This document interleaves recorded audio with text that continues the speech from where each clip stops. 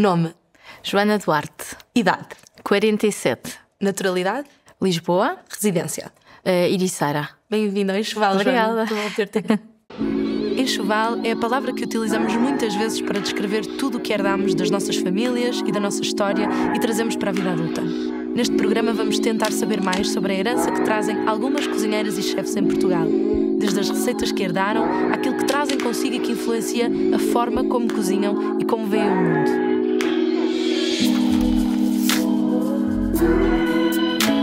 Tu, quando eras criança, já tinhas atração por coisas estranhas, por comer coisas que não eram habituais para uma criança?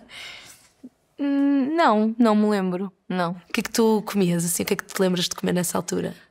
Lembro-me de comer um bolo de cenoura que a minha mãe fazia, que era muito bom. Um lombo de porco assado no forno que ela fazia, que também era ótimo. Lembro da minha mãe fazer rissóis em casa e que eu adorava e achava piada porque ela usava uma chávena para cortar a massa e depois virava e depois eu ajudava com o garfo. E ela fazia para vender? Não. Era só para vocês? Era só para nós. Mas aquilo foi uma fase na vida dela, depois ela nunca mais fez. Ainda no outro dia lhe perguntei e ela, ai meu Deus, eu até rissóis fazia, que paciência que eu tinha. Mas agora já não faz há muitos anos, já nem se lembra. E lembro-me muito da comida de uma tia-avó minha, que foi provavelmente a pessoa que eu conheço que melhor cozinhava. A minha avó era péssima cozinheira, a mãe da minha mãe. Nós, os pais do meu pai viveram no Brasil, praticamente a minha vida, desde que eu me lembro, que eles viveram em vários pontos do globo, por assim dizer. Viveram em Timor, em Angola, muitos anos em Cabo Verde e depois tiveram 40 anos no Brasil. Portanto, os meus avós, que eram a minha grande referência, eram os avós maternos. E eu tinha uma tia-avó, portanto, desse lado materno, que era a pessoa que melhor cozinhava. A minha avó materna era péssima e a minha mãe cozinhava bastante bem. E o que é que essa tua tia-avó cozinhava? Era o cabrito no forno e o leite creme. Ai, que bom. Lembro-me que eram assim aqueles pratos icónicos que eu ia à casa dela, fosse verão, inverno, era aquilo que eu ansiava comer. E ela fazia sempre. E tu lembras-te de que é que cheiravam esses lugares? A coisa que eram os cheiros mais presentes? A casa da minha tia-avó cheirava a casa de velhotes. Sim, que é um cheiro característico. Que é aquele cheiro, era uma casa, ela vivia numa aldeia na Serra da Estrela, portanto aquelas casas de pedra, com aquele chão em tábua corrida de madeira, aquele cheiro de frio, não é? Sei. Cheiro de musgo, de frio, da pedra, aquele granito da serra. E depois era uma casa, um pouco aquele cheiro de casa de velhotes. Pronto. E depois tinha o cheiro do cabrito, com as batatinhas, parece que estou a ver. E depois era o leite creme, que era o clímax. Queimado. Exatamente, que ela queimava com o ferrinho. Sim, lembro-me disso. Tu lembras-te da primeira vez que cozinhaste? A minha relação com a cozinha surge bastante tarde, porque a minha mãe era uma pessoa que ela cozinhava muito bem, mas cozinhava porque tinha que o fazer. Nós somos 4 filhos, portanto a minha mãe dava aulas na escola, é professora, depois chegava à casa e outra vez miúdos. Não é? 4 filhos. E há que alimentar. E, portanto a minha mãe cozinhava bem, mas cozinhava porque tinha que o fazer. E ela queria ser rápida e despachar. Então, eu às vezes queria ajudar ou queria intervir em qualquer coisa e ela era completamente não. Portanto, eu não entro na cozinha até praticamente sair de casa e ir para a faculdade. E a minha avó era a mesma coisa, mas eu acho que a minha avó não deixava entrar no espaço dela quando estava a cozinhar, porque ela já sabia, isto não vai sair bem, eu não sei cozinhar, isto vai ser uma porcaria, nem quero que ela esteja aqui. Não quero distrações. Pronto, exatamente. E tu cresces num ambiente mais rural, mais cosmopolita, perto do mar? Portanto, eu sou de Lisboa, somos do bairro de Benfica. Sinto que sempre fui muito urbana, mas ao mesmo tempo em casa tinha uma componente completamente diferente, que era mar, pela parte do meu pai. O meu pai fazia caça, fazia mergulho, nós tínhamos aqueles semirrígidos, aqueles barcos insufláveis, semirrígidos, e toda a vida me lembro. Se me perguntares qual é o cheiro de que eu posso reportar à minha infância, é o cheiro dos fatos de neoprene a secar em casa. Que é um cheiro muito característico, que me reporta logo, é muito familiar para mim. Barbatanas a secar, máscaras de mergulho, reguladores. Portanto, lembro-me uma casa de banho com aquilo tudo pendurado, cheiro a mar, conchas. O meu pai depois tem uma coleção de conchas enorme e ele apanhava as conchas, depois colocava as conchas dentro de um líquido para matar o bicho. Depois aquilo era um cheiro a búzio podre. Sim, sim. E a minha mãe, não quer nada deste cheiro em casa, mas pronto. Então tenho essas duas coisas. Portanto, sempre que havia um tempo livre, era sempre para irmos para uma zona perto do mar. E tu ficavas a vê-lo enquanto ele caçava? Ao início, lembro-me de ser muito pequenina, portanto, eu devia ter uns 4, 5 anos, e de irmos à noite. Eu e a minha mãe ficávamos dentro do carro. Depois de vê-lo à espera, não é? Com mais mulheres, com mais mães. Um marco de segurança, não é? Exatamente. E com mais mulheres, portanto eram as mulheres dos amigos. E os homens dentro d'água a fazerem caça à noite, e depois eu com a minha mãe, eles a chegarem tipo meia-noite, 11 da noite, e eu a ver os baldes com rascaços e com peixes, e achar aquilo, uau, o que é isto? Portanto, ao início era isto, não é? Eu era uma observadora, era mais uma mulher a assistir, não é? Quase uma criança. Que convívios se faziam nesses momentos de espera noturna? Elas fumavam cigarros, lembro-me disso, fumarem cigarros, conversarem, eu provavelmente dormia dentro do carro, e depois mais tarde era jantaradas ou almoços no dia a seguir com aquilo que se apanhava. Arroz, lembro que era arroz, peixe no forno, coisas assim, mas é uma memória vaga. Eu não sei se aquilo se estendia depois muitas vezes para estes almoços de grupo. Lembro-me uma vez ou outra isso ter acontecido. Mas foi marcante, não é? Sim. E depois mais tarde começo eu a fazer mergulho com o meu pai. O meu pai, entretanto, eu comecei a fazer mergulho com o meu pai ilegal, aos 13. Claro. Aos 13 anos.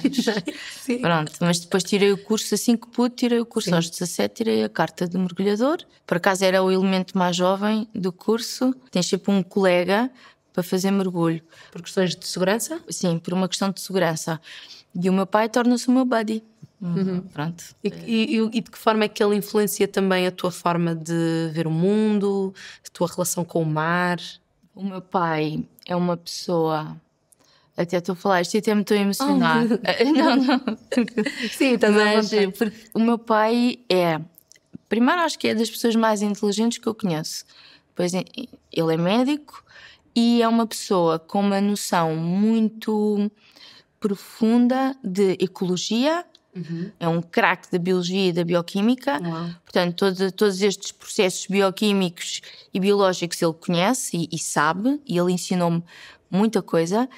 E a maneira como... E depois, sem ele querer, era um conservacionista. Portanto, ele era uma pessoa que mergulhava, que entendia o que estava a caçar, que fazia a sua seleção. Eu não vou caçar isto porque é pouco ou porque é pequeno. E depois, sem querer, passava-me estas informações e eu absorvia. Tínhamos em casa, na altura, havia uma coisa que era Círculo de Leitores. Sim, O Círculo de Leitores, tínhamos então aquelas coisas, tínhamos uma enciclopédia. Vinha em vários fascículos, não era? Tínhamos uma enciclopédia que era a terra, o mar, as florestas, não sei o quê. E o meu pai, estás a ver, não sei o quê. Ele sabia tudo, ele era...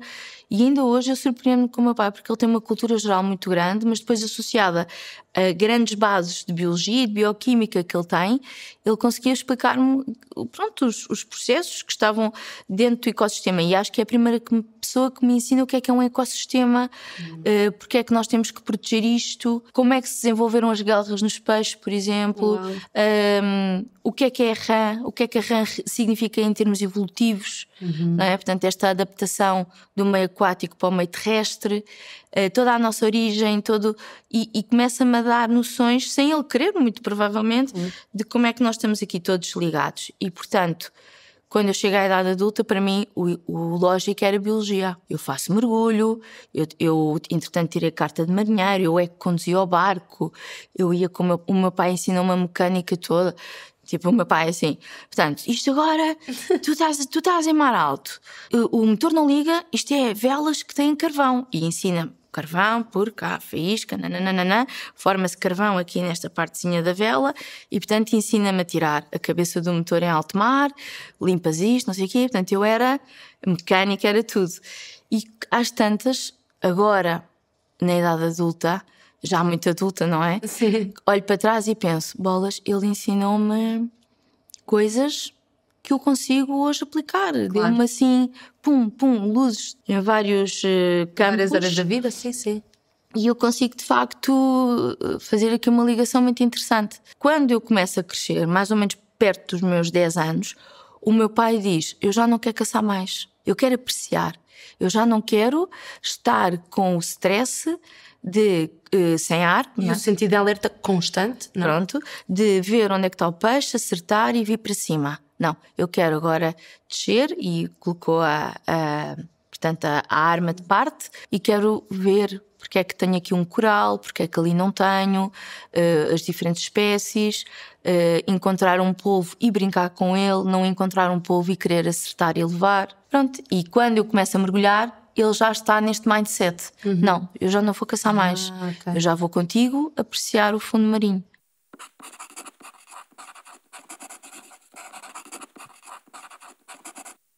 E numa atividade que é tão perigosa e nessas aventuras em alto mar, porque há um perigo inerente, né? Houve sustos?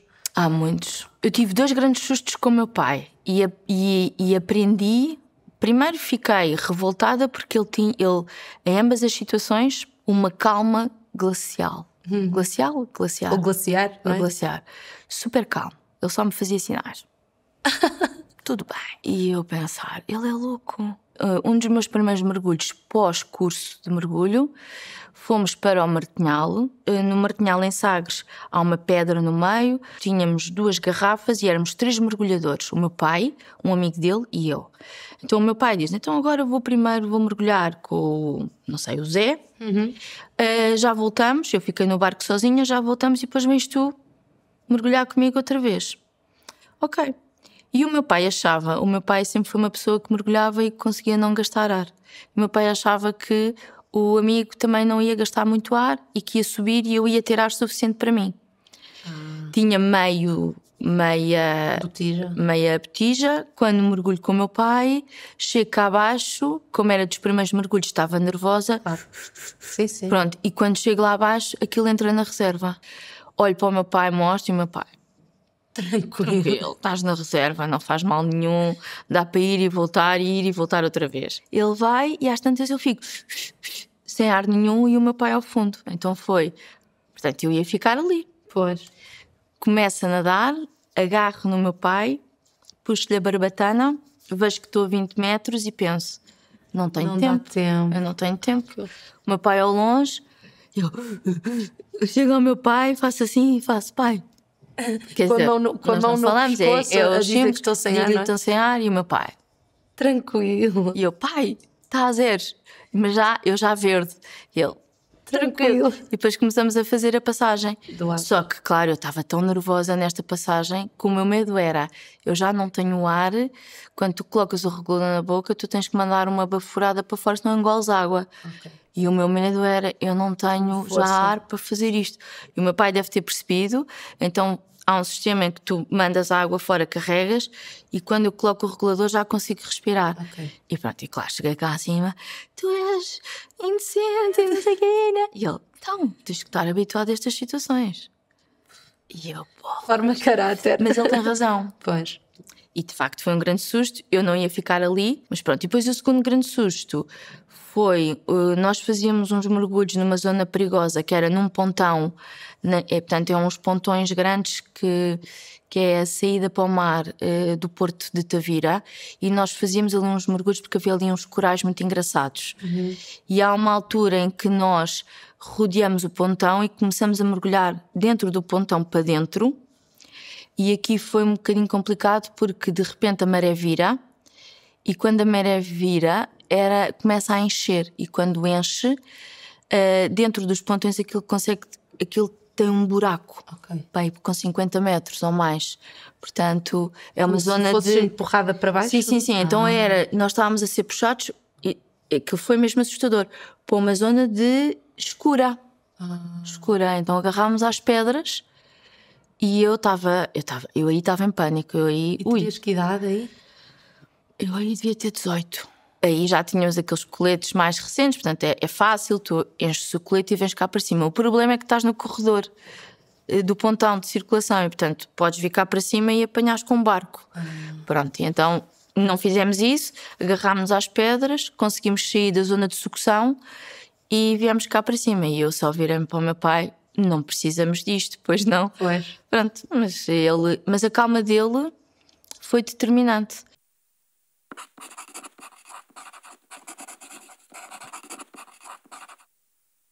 Quando foste estudar Biologia Marinha, foi uma resolução muito óbvia? Aos 18 anos, para mim, foi muito difícil definir o que é que eu queria. Eu sabia que queria muito a área das ciências, porque era a área onde eu me sentia identificada. Gosto muito de ler, a minha mãe é professora de português e, portanto, toda a parte de e escrever, e também escrevo e não sei o quê, mas pronto, a minha mãe sempre achou que eu devia ir para letras e eu não me sentia nada virada para letras. E sempre pensei, é ciências. Mas aos 18, a Joana não sabia o que é que queria fazer. Quer ir para a Biologia. E o meu pai dizia: Biologia não dá dinheiro. Não vais ter trabalho, é uma vida de investigação e isso não resulta. E eu, ok, pronto, então se calhar qualquer coisa dentro desta área. O meu pai era médico, eu até achava piada, mas pensei, não, eu não quero ir para a medicina, porque o meu pai dizia: nem pensem em ser médicos, isto é uma vida horrível, estamos sempre a trabalhar, e bancos e não sei o quê. E ainda bem que não fomos, também não tinha notas para isso, e então tentei, olha, pronto, medicina veterinária.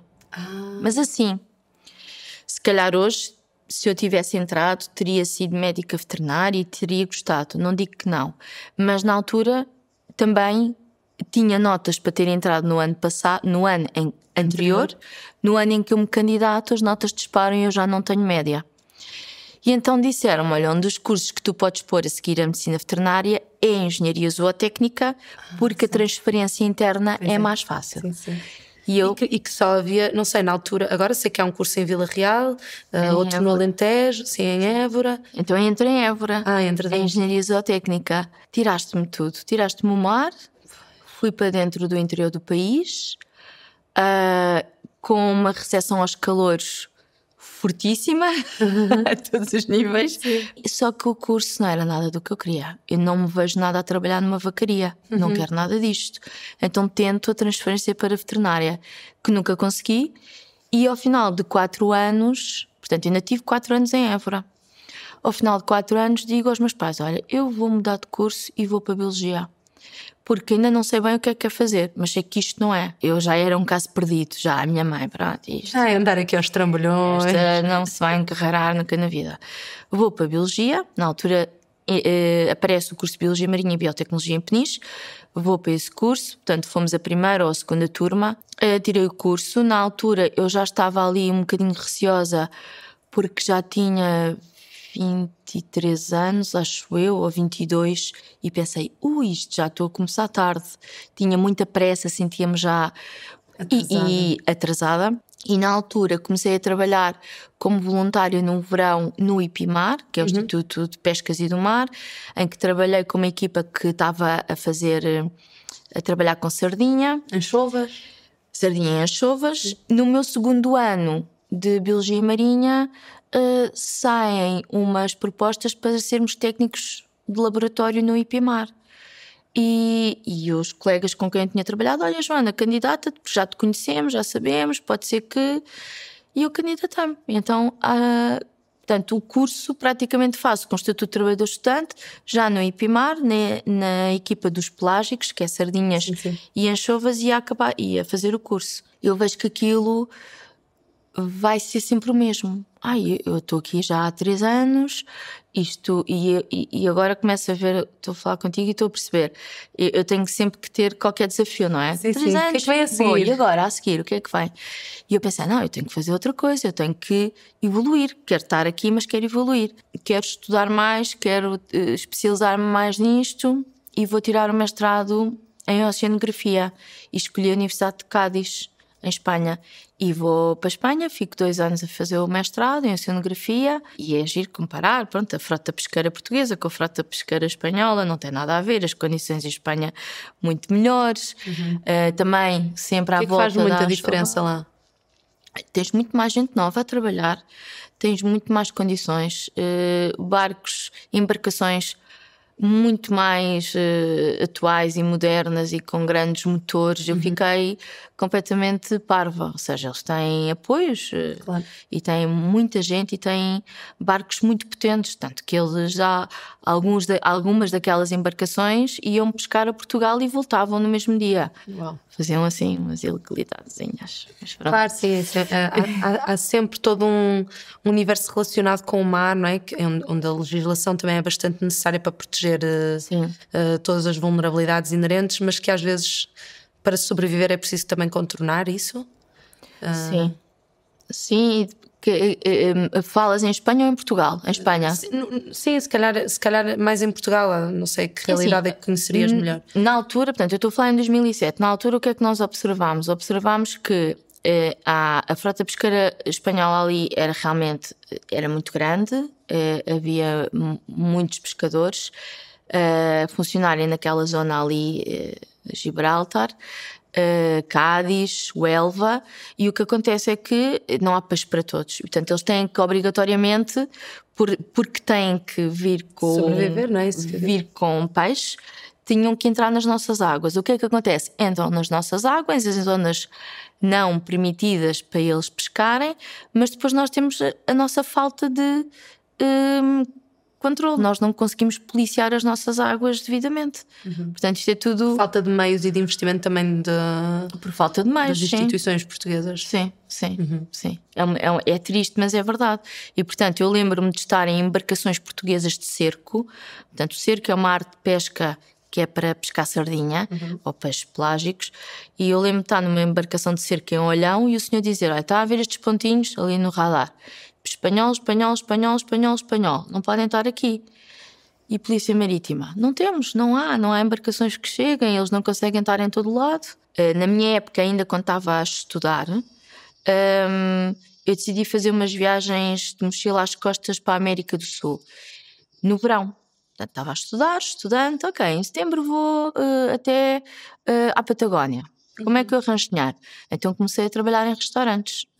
Há 2 situações na minha vida que passam a existir durante alguns anos, em simultâneo, sendo que eu dava sempre prioridade à vida académica, aos estudos, à profissão, mas ao mesmo tempo tinha isto como um vírus que se implanta no teu corpo e começa a dominar e vai crescendo, e quando tu dás conta e dizes, por que não isto também? Eu começo a servir à mesa no Chapitão. Sim. Não sei porquê. Eu gostava de ir ao Chapitão, ia lá beber um copo de vez em quando e digo, olha, eu gosto daquele espaço, tem uma esplanada, tem vistas para o Rio Tejo, Lisboa, perfeito, vou ali. Claro que no verão estamos todos ai mãe, queres servir à mesa, não tens experiência, pronto, vens à mesma. Na altura, pronto, aprendi com os meus colegas, com os meus coleguinhas lá, e lembro na primeira semana de sentir, eu já fiz isto. Tudo era familiar. É uma sensação super estranha. Eu entrei ali, o cheiro, lembro-me particularmente do cheiro da lima no bar, a lima cortada, o barulho da máquina de café, ou seja, uma coisa que eu nunca tinha sentido quando ia a um café ou a um restaurante, normalmente, mas a trabalhar, aquela dinâmica com a bandeja na mão e a chegar ao cliente, a dizer o que há e o que quer, e depois eu tinha uma bolsinha para os trocos, e eu,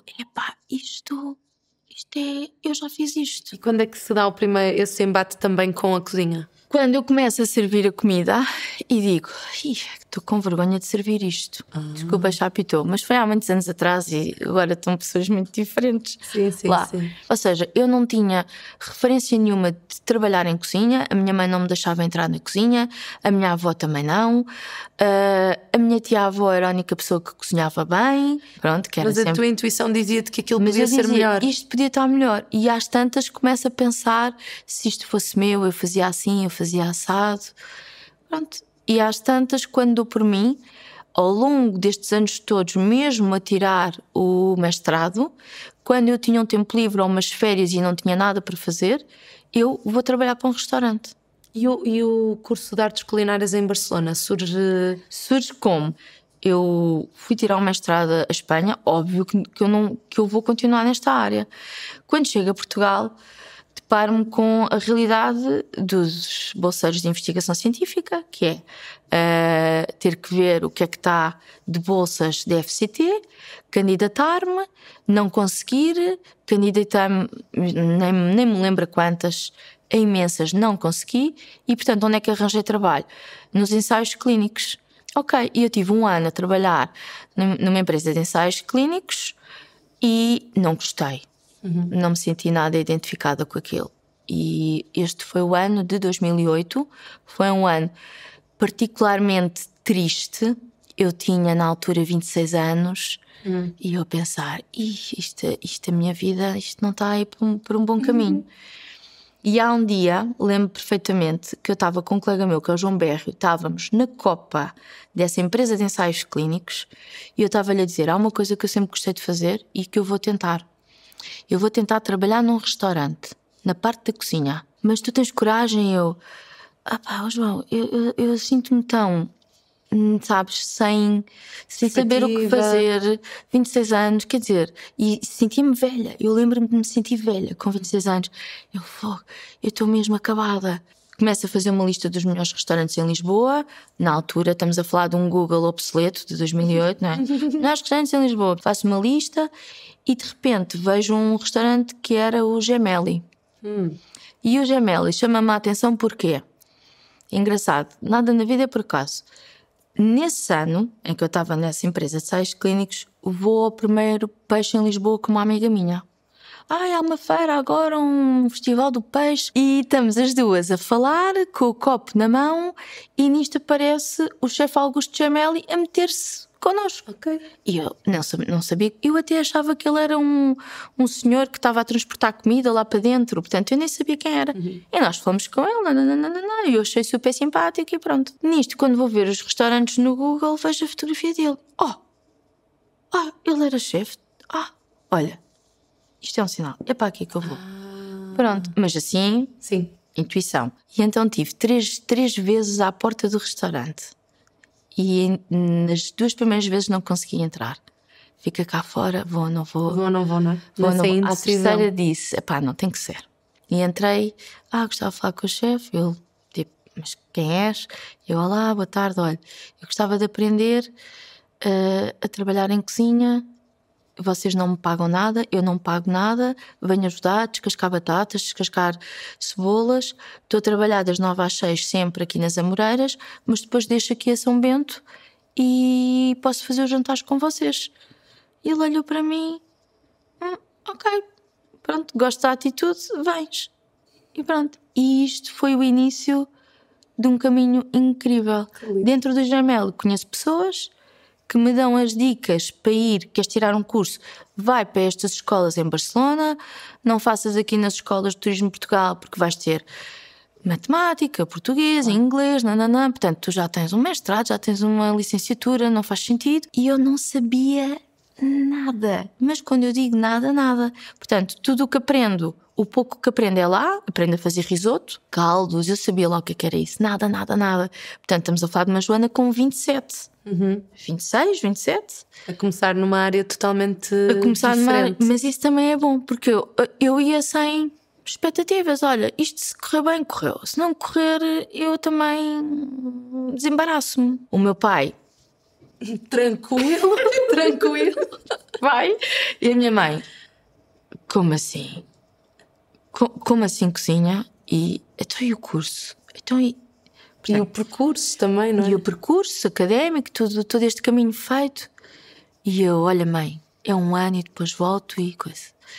Pronto, ali, óbvio, eu percebo a minha mãe completamente, não é? Claro.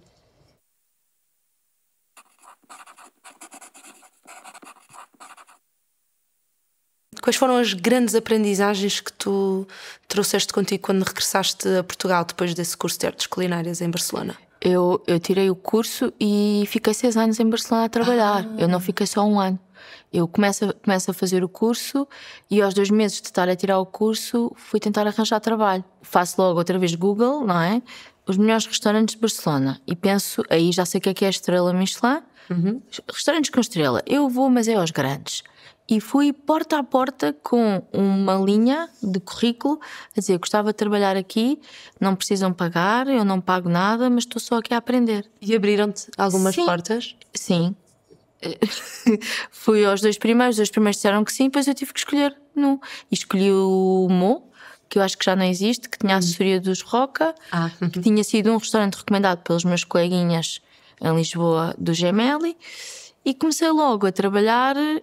Na altura eles fizeram um acordo de estagiário. Passado 3 meses saiu uma pessoa da equipa e perguntaram se eu queria fazer contrato. E como é que depois vais fazendo também o teu nome lá e mais tarde depois cá acabas por deixar uma marca também muito forte na gastronomia portuguesa, trabalhar com restaurantes estrelados também aqui? Sim. Como é que olhas para esse percurso? Olho de uma forma muito, muito feliz, muito, muito contente, muito positiva, muito orgulhosa também. Eu em Espanha fico 6 anos, trabalho primeiro neste restaurante, depois fui trabalhar a maior parte do tempo, depois estive com o chefe Carlos Abelhá, portanto, que vem da primeira leva de chefes do El Bulli, que sai do El Bulli e volta para Barcelona e abrem os seus negócios. Depois regressa a Portugal, passado 6 anos. E na altura até fui para o Pedro e o Lobo, porque tinha um amigo que era o chefe Frederico Guerreiro, que estava a assumir a chefia do Pedro e o Lobo. E eu vou, entretanto o Pedro e o Lobo fecha, depois eu vou para a Fortaleza do Guincho, mas é aí que eu penso, eu já não quero trabalhar com estrela Michelin. Já quero regressar a uma cozinha diferente, mais simples, mais informal. O que de certa forma me fez desencantar foi aquela necessidade tão grande de transformar algo visualmente noutra coisa, a alteração das texturas, o parece mas não é, e eu apetecia-me já estar a trabalhar de uma forma diferente. Mais simples, mais natural? Sim, mais natural, mais agora como chamamos a cozinha honesta, ou cozinha sincera, ou regressa às origens, como quisermos. E que espaço é que encontraste onde pudeste desenvolver isso? Não foi fácil, não foi nada fácil. Quando eu saio da Fortaleza do Guincho, percebo que o meu currículo não apontava para outro caminho que não fosse a estrela, não é? Estes restaurantes com estrela. O chefe Henrique Sapessoa liga-me porque o Frederico Guerreiro deu-lhe o meu contacto, porque o chefe Henrique Sapessoa queria abrir o Alma. Tenho uma entrevista com ele, conheço, e ele explica-me que a vontade do Alma é chegar à estrela. E eu estava muito... E depois decidi, fui super honesta. O chefe Henrique não me leva a mal, mas eu já não quero trabalhar neste registro da estrela. Nisto fui para um projeto que correu muito mal, com uns amigos meus, com um amigo meu que estava a abrir um restaurante em Lisboa de uns investidores, mas aquilo correu pessimamente. Nisto liga-me outra vez o chefe Henrique: olha, acho que tenho aqui um projeto que é a tua cara, que era o Tapisco. E eu disse, sim, é mesmo a minha cara, gosto muito da ideia, gosto muito de trazer cozinha espanhola, fazer aqui uma mistura, um twist também com a cozinha tradicional portuguesa, com a coisa do petisco, da tasca, pronto, mas já em modo um bocadinho mais fine dining, cuidado, mas sem pretensões de estrelas, e aceitei o desafio e fiquei muito feliz. Ele deu-me liberdade para também ter o meu cunho na carta, deu-me liberdade para também, olha, o restaurante está em obras, vai ver se achas que falta alguma coisa. Eu fiz os pedidos do material, tive que medir as gavetas para ver quais eram os gastronómicos que ficavam melhor, ou seja, foi mesmo incrível, gostei mesmo muito. E foi também um projeto quase como no início, quando o teu pai te disse aprenda a manobrar o barco, as velas, não é? Quase como se ele também te tivesse dito para aprenderes de tudo um pouco para poderes... Sim. Que desafios é que tu encontraste e que soluções é que foste acabando por arranjar? Eu não sei se sou boa a gerir pessoas. Às vezes penso nisso e penso, bem, se eu fosse muito má não teria conseguido um núcleo duro tanto tempo. Pronto, mas não acho que seja extraordinária a gerir pessoas. Já percebi que ser muito empática também não é incrível. Às vezes és enganado por excesso de empatia. Isto soa muito estranho, mas aconteceu-me. Primeiro começas a ler as pessoas, começas a ganhar traquejo em ler pessoas. E tu começas a perceber, muitas vezes, dás-te conta que na própria entrevista já consegues detectar coisas que vão correr bem, coisas que vão correr mal com aquela pessoa. Ok. Mas estás-te sempre a surpreender. Sempre. Há sempre pessoas que depois são uma surpresa, tanto para um lado como para o outro. Para o negativo, E foi para o fácil positivo. para ti lidar com essas desilusões também? Não. Eu, se pudesse, eu não geria pessoas. É muito difícil. Desgasta-me muito. Depois eu absorvo as dificuldades das vidas deles, as histórias, e sou novamente empática e depois digo, não podes ser tão empática. Não. E depois é difícil, é super difícil. Para mim há de ser sempre um desafio até ao último dia da minha vida. E foi também difícil pelo lugar que ocupas enquanto mulher? Sim. Eu tive uma situação extremamente difícil que levei com uma frieza enorme, que eu não sei como é que eu tinha esta frieza dentro de mim, e eu percebi que eu consigo bloquear a mente, blindar e ser altamente fria. Tive várias situações difíceis, mas tive uma particularmente difícil em que eu tinha a equipa da sala, tinha várias pessoas a dizerem não gostamos do teu trabalho, não estás a fazer bem, estás a não sei quê. Cheguei a casa, desmoronei. Claro. Mas estava ali blindada. E eu, tudo bem, então, mas isto falamos todos. Está tudo bem. Eu faço uma coisa, tu não gostas, vamos falar. Não precisamos é de estar a acumular e chegarmos a um ponto em que de repente está tudo a tirar pedras, calma.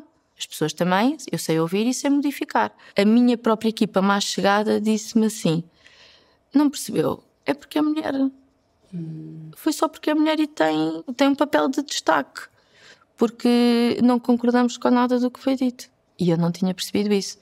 E ainda hoje, se me colocassem nessa situação, eu não teria percebido isso. Talvez não soubesses distinguir se era contigo por seres tu e a tua forma, ou simplesmente porque há um viés instalado também no próprio sistema, na forma como as pessoas se relacionam, pelo facto de seres mulher, não é? Eu acho-nos tão iguais, homens e mulheres, que é preciso ser escarrapachado para eu perceber, ok, isto é machismo.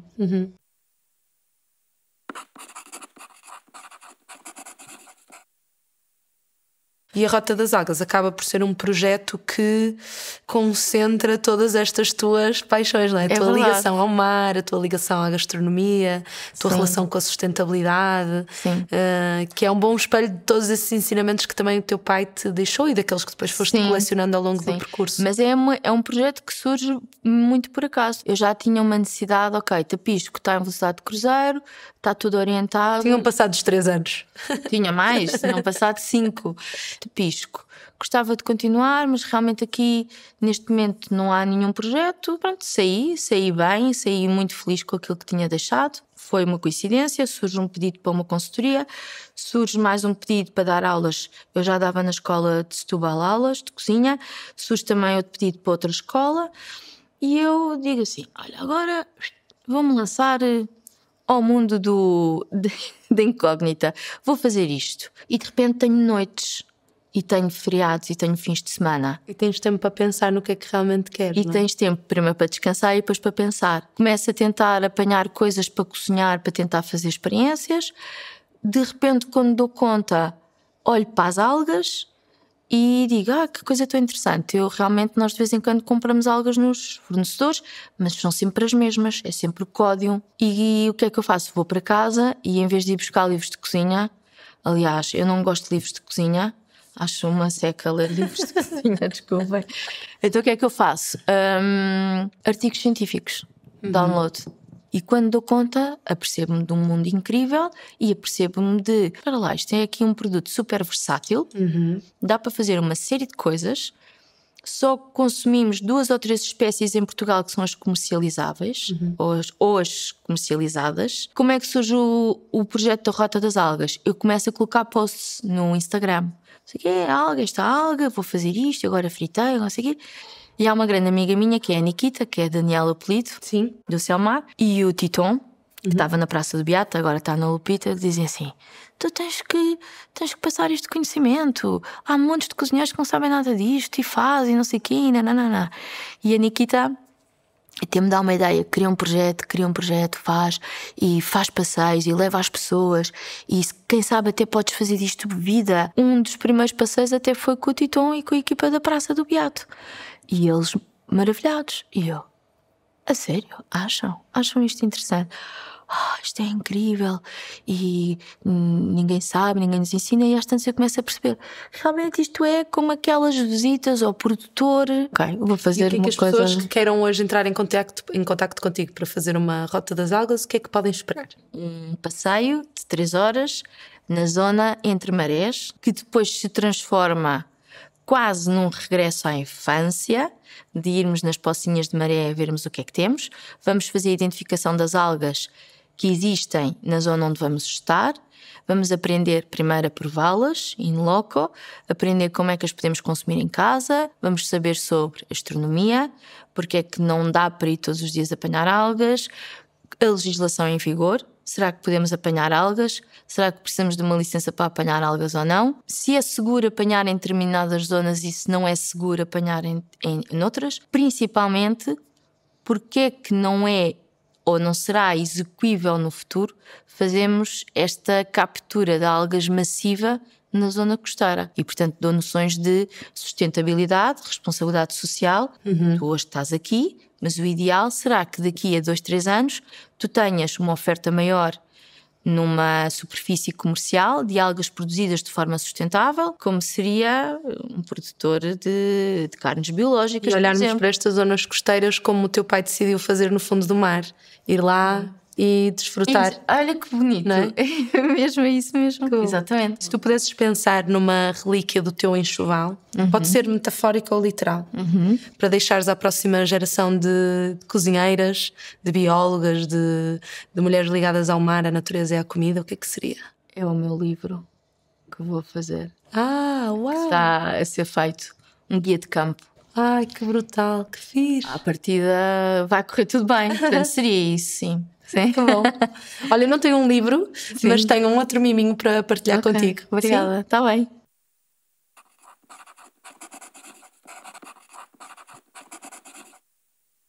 Que tal? Obrigada. Uau! Então, queijos castelões, eu não sei se sabes, mas é o rei dos queijos curados desde 1989. Não sabia. Temos o original, o cura especial com pasta de pimentão na casca. Qual é que sugeres que seja o primeiro? O primeiro é este, o original. Então vamos lá. Eu adoro este queijo, costumo ter em casa. Nós também. A minha avó adora. Se não houver meio queijo, pelo menos meio, tem que ter sempre para... acho que é um mecanismo de defesa. Tem que ter sempre. Começa a ficar ansiosa se não tiver um bocadinho de queijo para não faltar. Bora, este aqui. O que é que farias para a nossa equipa com... Pode ser com os dois ou com um, só podes escolher. Eu sou muito fã do original. Vou ser honesta. O que é que eu faria? Faria uma coisa que eu acho que vocês iam adorar. Nós temos na nossa costa nori, que é a nori do Atlântico. Essa alga funciona muito bem como? Numa omelete, por exemplo. Fica delicioso. O que é que eu faria? Faria hoje para vocês uma omelete de nori com o queijo original do Castelões. Que fixe. Ia ficar muito bom. Que bom. Obrigada. Para além de nutritivo. Obrigada por teres vindo. Obrigada. Mesmo bom. Muito obrigada. Obrigada pelo convite. E obrigada também a vocês por terem estado desse lado a assistir este episódio. Muito obrigada também à Castelões por nos ajudar a trazer este programa até vocês.